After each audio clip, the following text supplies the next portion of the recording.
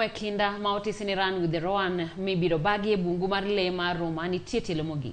Gavana Wanga ne oyango ni chenro oseketi ne ng'wego mibiro bago e kind tarik 5 kod 6 dwe manyien. Kano twako jofwambo ma bang' chenro manonyuando jotele kaunti ma Homa Bay weche mag ikruok. Wanga ne oyango ni jong'wech ma ok tin 500 osenyiso dwaro mar ringe piem go ka ng'wego biro tego weche mag rito alwora kod le kaachiel kod weche mag limbe e kaunti ma Homa Bay. Mwanda mung'ere kaka Ron nitie bungu mar le no kende Kenya mangima ka gin 13.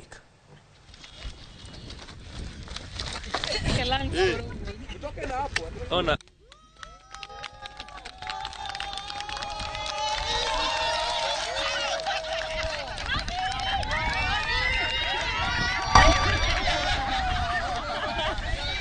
So we are very, very, very excited as Homa Bay County because we are preparing for an annual event, an exciting annual event, Run with the Roan, and in the Ruma National Park. The roan antelope is only found in Homa Bay County.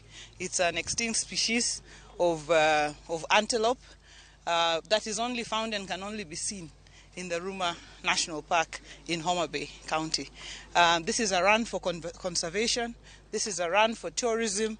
This is a run to come and see the beauty and the hidden gems of Homa Bay County. So we want to call on everybody out there.